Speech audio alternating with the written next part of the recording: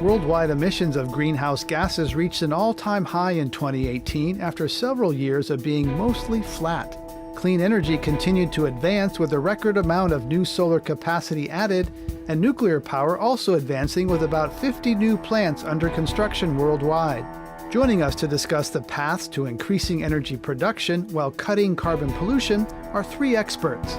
Joshua Goldstein is Professor Emeritus of International Relations at American University and co-author of the book, A Bright Future, How Some Countries Have Solved Climate Change. Sonia Agarwal is Vice President at Energy Innovation, a consulting firm. And Staffan Qvist is an energy consultant and co-author with Joshua Goldstein of A Bright Future. Sonia, let's begin with you. As you look around the globe, who's doing the best? Who's winning the race to change their economy and their energy before climate really gets bad? Great question. We here in California actually like to, there's a lot of folks in Sacramento who kind of consider us to be a separate country in and of ourselves, right? So it's now, if California was a separate country, it would be the fifth largest economy in the world. And so it matters a lot what's going on here. And here we have a suite of policies which really look at each of the different sources of greenhouse gas emissions, whether it's power plants or factories, cars, buildings, agriculture, and have set targets and put together really detailed policies to move us to a lower carbon system overall here. So I would say, honestly, California is doing quite well. There's also, of course, quite a few other countries that are really moving quickly.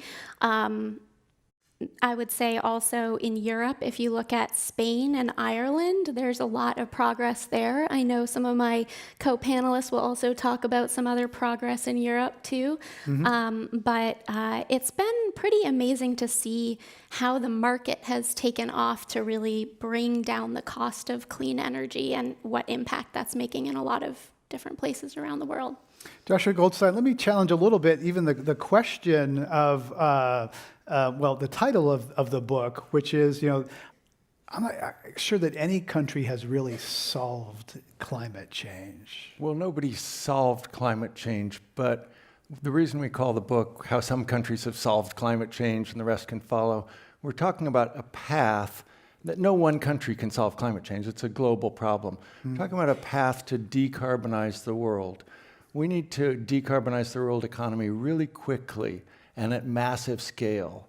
And the way that some places are doing it, and I would include California in this, they're moving in the right direction, but it's not fast enough, and it's not a path that could actually realistically get to the goal by mid-century. Other countries, and we talk about Sweden quite a bit, Staffan's country, France, Ontario, South Korea, have added clean energy much faster, and we're interested in that model and how it could apply to the world as a whole. The metric that matters here is carbon going into the atmosphere. It's not what you say, it's not how many renewables you put in or how many nuclear plants you put in or how many protesters you get in the street, it's how much carbon's going up. And you don't need to take our word for it. There's a wonderful website called electricitymap.org that shows how many grams of carbon for each kilowatt hour of electricity. How dirty is your electricity for the countries in the world and for the states within the United States or regions. And if you look at that, you can see who's green, color-coded green, that's very little carbon going in, and who's really brown, a lot of carbon. California's in the middle on that. Sweden and France are really green, and they're doing it with nuclear power primarily, in Sweden's case, nuclear and renewables. There are also countries that can do it with hydroelectricity, but that's very hard to expand because many countries don't have that resource. So we want to turn that map green, and we have very little time to do it, and it's at a large scale. Staffan Qvist, tell us your European favorites. So, Sweden, of course, it's easy to dismiss small Northern European countries with small populations. Singapore, Nordic countries is like, it's easy for those small, more socialist countries to do things. But tell us the case for those. So when I look at a problem, like I was renovating my house, I always go to YouTube and I search, like, how do you do this? And usually that's a good way to look at a problem. Has anyone actually managed to do what we're trying to do? And the first step of what everyone is trying to do is decarbonize the electricity grid, because that's kind of the low-hanging fruit of decarbonization. And throughout my entire lifespan, I was born in 1986, Sweden has had a completely decarbonized electricity grid. So for me, it was obvious to see, what did we do? How long did it take? How much did it cost?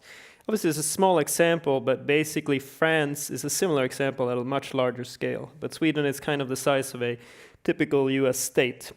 And so you could make the argument that if every state did like Sweden, that would add up to United States, for instance. But France is a similar story on a much larger scale. So there are a few examples, but obviously we have this big problem because there aren't a lot good examples. There are only a few good examples. But what I was starting to look at in my academic research is, how did Sweden do this? How did France do this? How quickly did it happen? And how much did it cost? And so those stories, I think, are stronger than energy systems modeling, which I also do, because they actually happen in real life. Of course, we talk about France, you have to talk about the recent yellow vest protests, Sonia. A lot of the people on the right, Heritage Foundation, were very quick to point out, aha, you try to price carbon, raise gasoline taxes, there's revolutions in the street, which could send a chilling effect to some politicians thinking, oh, we don't want to have that here. But it's actually more complex. I totally agree. Yeah, so there's a lot of different things going on in France at the moment in terms of their overall economic policy. So one of the things, of course, is a list of carbon-oriented, climate-oriented policies.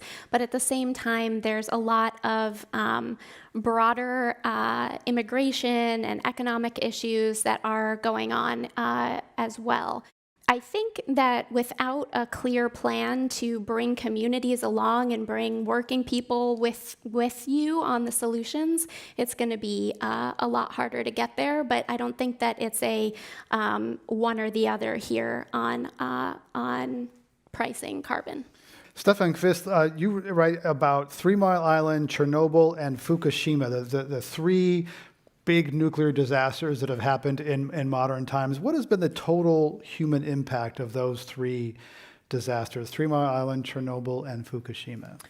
Well, this is a very interesting issue of information in the public sphere being kind of misguided or misguiding, I would say. There's been polling when people are asked how many people, this question basically, how many people do you think died or got injured in 3 Mile Island or in Fukushima and Chernobyl, and next to 0% have what is the scientific consensus correct answer. Almost no one knows the answer to these questions, and that's part of what we're trying to address in the book. So 3 Mile Island, obviously, no one got harmed at all.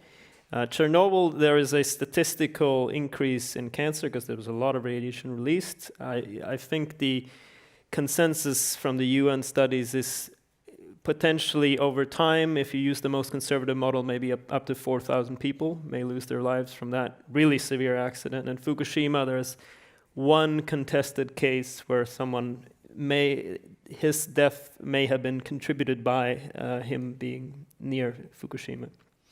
There's also the irony that in the 1,000 square mile area around Chernobyl, nature has come bounding back because humans are not there. Tell us that.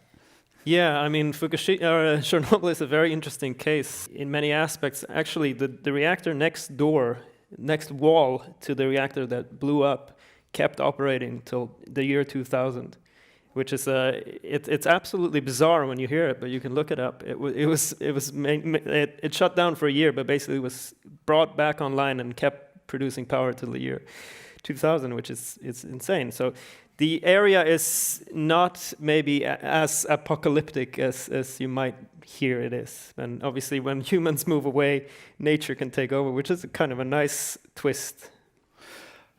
Joshua, big concern with nuclear, of course, is about nuclear proliferation. You study international affairs. There's got a big concern about loose nukes, that material getting into the wrong hands. Yeah, so backing up for a second on the safety issue, and then the proliferation is kind of a similar answer. Any fuel is going to have pluses and minuses, and nuclear power should be treated like others. There's costs and benefits.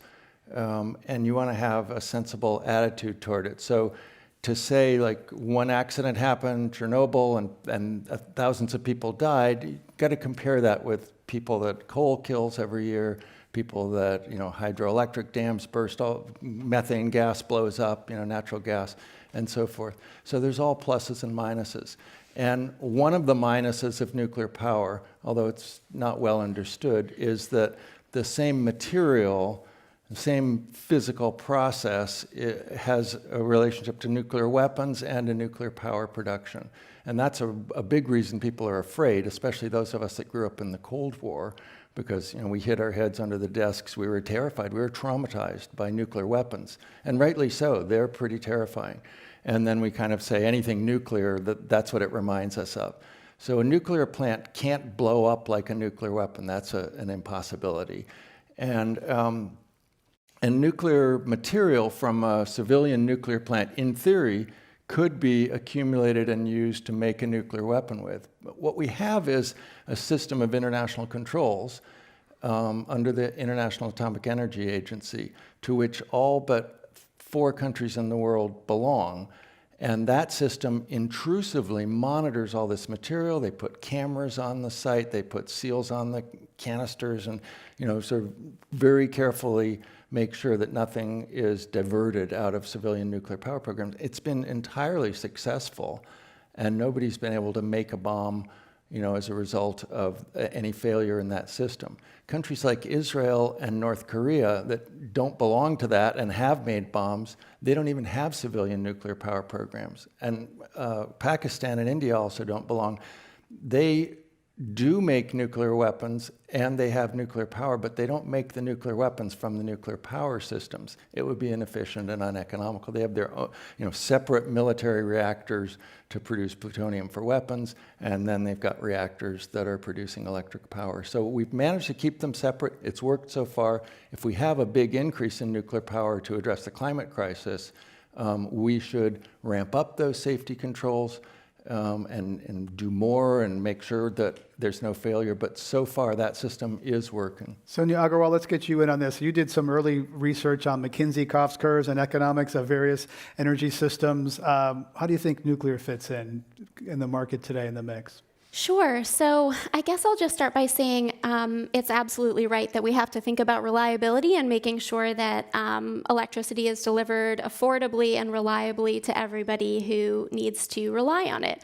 And I would say that as we look at wind and solar, which are only available when the wind is blowing and the sun is shining, there's a huge number of technologies and new ways of operating the power system that can deliver that electricity just as reliably and as regularly as what are sort of traditionally base load dispatched power plants like nuclear or coal.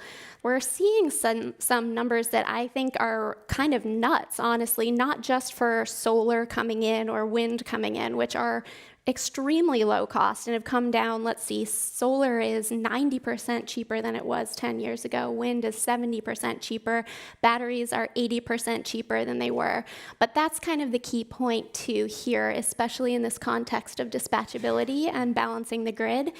Solar plus storage and wind plus storage in some of the most recent auctions are coming in at costs that are below the ongoing operating costs of existing coal plants.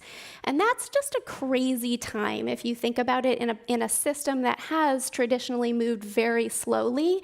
It's a pretty amazing moment.